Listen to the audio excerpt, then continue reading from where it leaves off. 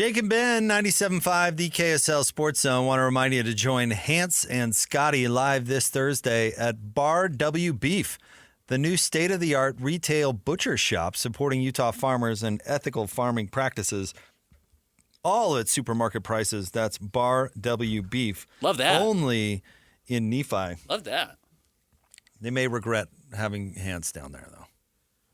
Hans ate 2 cows. He may take a whole cow with him. It was ethical. He did it ethically, but he's actually the perfect person to have down there, and not perfect person to have down there. All right, joining us now, he is the coach, my co-host for Jazz pre, half, and post game, the one and only Tim LaComb. What's going on, Tim? Can you imagine the food talk when they're down there? The way they fillet things and it's going to be it's already a sports show only 3 out of 5 days a week. So yeah, it's going to be serious, but you're going to be informed. Yeah, I think Zaggett's going to sponsor them pretty soon here. They're gonna. You can review their show on Yelp now. You don't even have to go on the podcast app. All right. I give the conversation 2 stars, but the food 5.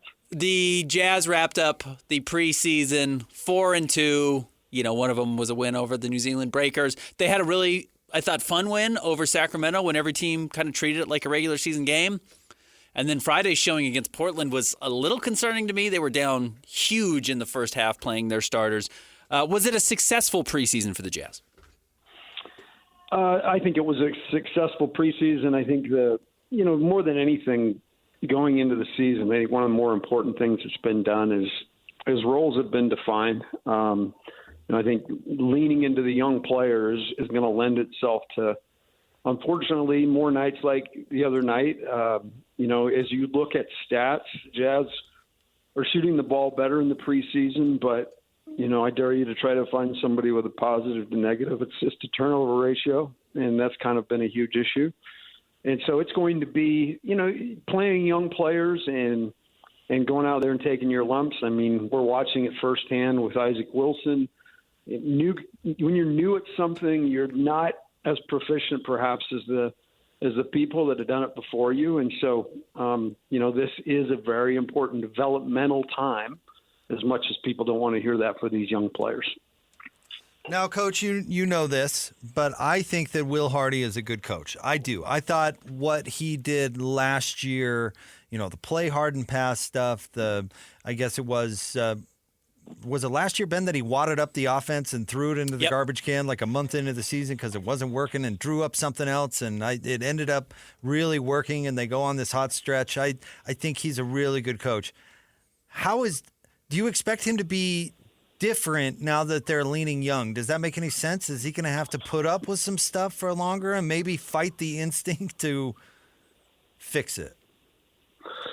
Well, yes and no. I think Will is Will. And if you look over since he's been here, every single team that he's had has had a very impressive stretch of the season where they played great basketball. And, regardless of how the season ended, there was a period of time in each season where that team was really playing well. It is more than anything, I think it's a time where he, can develop strengths that maybe he's not as proficient in, and one of those maybe is patience. Some of these young players are going to demand that, and this is a really important time to teach and develop for the players. But I also think, you learn something every time you encounter something new, and having this many young players on an NBA roster, the future is certainly very bright. The interim, you got to kind of work through it. So it's going to test Will, but I have all the faith in the world. I think he's shown us what he can do. And like I said, to have each one of his teams play, over a couple-week period of really, really good basketball, it's hard to get your guys on the same page, and he's done it every time, every year he's been here. Yeah, I think one of the things that's going to be hard for Will to not fix, because again, there's just some things you actually you want them to play better, but you can't fix it by just saying, okay, well, Patty Mills is going to play over Isaiah Collier, even though I know that's what's going to happen to start the season because Isaiah's still hurt. But the Jazz are going to have some real turnover issues, and we saw that a lot in the preseason. A lot of games where they were well over 20. Acceptable is probably 12 or 13. Jazz are going to be maybe double that a lot of nights. How do you put up with that when you know you actually still have to try and run an offense? Like if you can't get the ball moving to the spots it has to, you got to be patient as a head coach. So I imagine in your history that's hard to do when you're playing young guys. No, it really is, and I think that again, that's why this role definition early in the season is important. You know, the front office has definitely assembled really talented young players, but the only way these guys get better is by going out there and playing. And we know from experience that there's going to be a lot of lumps to be taken. So I think you have to understand what the weakness is, and you mentioned it. I will say in the short period of time I've watched this team, you know, the preseason, the ball moves way better than it did last year. So these turnovers are in a lot of ways different. You know, Majerus used to talk often about the different types of turnovers. Some are where you're trying to make a play for others and where you're trying to, you know, fit a square peg into a round hole. And there's two different types of turnovers, omission, commission, he used to call them. And I think this team does a good job of trying to find each other. And so it's just refining some of those things and then getting rid of some of the silly ones, the careless ones, the left-handed passes across court, the things you just can't do, you know, in a high school game, let alone the NBA. When it comes to evaluation of a team, and more specifically, I guess each individual player, if you're not judging a team by wins and losses, or even stats for that matter, how do you evaluate young players in their progress from a coaching perspective? You got to get really down, you know, on the micro level. I think you've got to study patterns. You've got to study improvement, decision making. You know, you can look at a guy like Colin Sexton, for instance. When he first got here, you know, his ability to make plays is staggering, but at the same time, you know, it's when and how and where. And I think over the time he's been here, he's definitely leaned into decision making, and he's really drilled it. And some of these guys, you know, they've been better than everybody for so long that they can kind of just go and make a play on the fly. That isn't as easy. You've got to understand, first of all, where your guys are and what they do well. And then you've got to understand how the defense is rotating and what passes are going to be there. And that's the stuff the young player can only get with reps, like live reps. You know, you can simulate it all, but you're looking for guys to get better over the course of time. That's the way you do it. So you got to get down to, you know, film every game and evaluate and ask, hey, what were you seeing here? What were you thinking here? That's how you really, you know, get the pulse. And sometimes fans don't always get that. You know, they see guys go out there, but I mean, I would say go back and study Colin Sexton from time he got here to now. That is vastly improved, and I think that's what, you know, in every essence, these guys have got to do themselves. All right, just use your gut. Don't overthink about it. In order, I can't do that. Who are the Jazz's 4 best players? Larry Markkinen, Colin Sexton, Keontae George, and you know what, the 4th, I'm really hoping, and I loved what I saw from the preseason, and then that's Walker Kessler. And I'm not saying that Walker is going to go out there and get 20 and 10 every night, but his role is really important to this team. The way this team is built, if he will sprint the floor and stretch the defense in transition on the offensive side, if he'll sprint the floor and build the base of that defense on the way back, you know, if he can fight through disappointment, because there's a lot of that, I think he's got, you know, the right mindset going into the season. So I'm going to say those 4 right now. I think it's a pretty good sign if Keontae George is the Jazz's 3rd best player. And look, you can say, well, big picture, that's a problem because it means they don't have other players who are better than their second-year guard, who was pretty flawed as a rookie. But I think he has looked really good in the preseason. I think Keontae's playing well. I do too, shooting 44%. Again, one of the important things for him is just to tighten down some of the decision-making things. You know, get rid of some of the careless or non-aware plays that he makes from time to time. And honestly, that's just like taking your screwdriver and tightening that screw down one turn.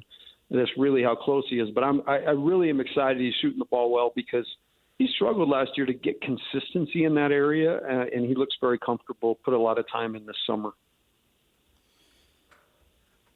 What do you think about our buddy Jamil's prediction that Johnny Juzang was a guy? Is that becoming true? Is that becoming true before our eyes? We love to roast Jamil, don't we? On that one. I can't wait to see Jamil more. I can't wait to hug him. It's going to be fun to get the crew back together Wednesday night. Johnny Juzang is a bucket. And the other thing that Johnny Juzang is all those things I've been talking about. He's in short periods of time out on the floor in, times where they're resting. He has gone out there in the G League and really understood what his role can be on a team. And he's become, an unbelievably good three-point shooter. And, he's a guy that I would imagine will look to for energy at times, positive, good energy where you can put a guy out on the floor and know, hey, this guy's going to get back in transition. He's going to space the floor. He's going to shoot the ball really well, and he's going to compete. So, yes, I think Jamil was dead on about Johnny Juzang. I like him too. Let's take Keontae George out of the conversation because we've already talked about him. The other 5 first- and second-year players, Bryce Sensabaugh, Cody Williams, Isaiah Collier, Kyle Filipowski, and who am I missing? Taylor Hendricks. Who caught your eye, or a couple of guys that maybe caught your eye in the preseason? Well, I love Filipowski's ability to facilitate from the big spot. That is such a weapon in today's game. And, a guy that can handle dribble handoffs, can spin and drive on the defender if they're lazy, and he can space and hit a three. So I really like him. I was not a huge fan. In college, I just thought there was – and part of that is Duke. When Duke's involved, it lowers my impression of somebody. I just cannot give them all of the credence for choosing that place. But that's a whole nother story. So I think Filipowski's one. His tattoo that he should get should be Olynyk 2.0. I think that should be the tat because he reminds me a lot of him. And I loved what Olynyk brought, to that offense. Cody Williams is special. I think as he puts on weight, he made some plays in the preseason that turned my head. And, I'm hoping Taylor Hendricks, he's shooting, I think, only 25% from three in the preseason. But his role, similar to Johnny Juzang, if he can find a way to become a better just knockdown stretch shooter, he's got all the skills defensively. I really think that his success this season will hinge kind of on his ability to knock down those open shots. This is the last thing for me, Coach, and it's not basketball related. The big story, Andy Ludwig stepping down as offensive coordinator at Utah, obviously, today. And you spent a very long time in the coaching world. And I always find your takes on how things work really, really fascinating. So I guess my question isn't really like, what do you think about this specific instance? But, what's it like operating in this world where, a couple of wins, here today, gone tomorrow. And, it's people actually, their lives, they're living this thing. Yeah, I'll never forget it. We had a really good thing going at BYU for a long time. It was really basically wake up and figure out how to win 25 games a year and compete, at the highest level. And, slowly, our momentum started to decay a little bit. And like everything is cyclical. I mean, you can't stay on top forever as much as you'd like to. And I'll never forget riding up the elevator after a really tough loss at home. And my great friend I coached with, Terry Nashif, who's also out of coaching now, we looked at each other as the elevator went up, and he's like, "Man, it goes fast." I think you're in the fight so long, you're fighting week to week just to be, to be good, and all of a sudden you kind of look around and the landscape shifted, and some things have changed, and so I feel for Andy and I feel for Utah. This was built up to be a really special season, and I mean the minute that Cam Rising's hand hit that cooler.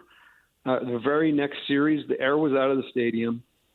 Everybody was, nervous, and I think they rolled Isaac out there, and, it was a hard way for him to cut his teeth.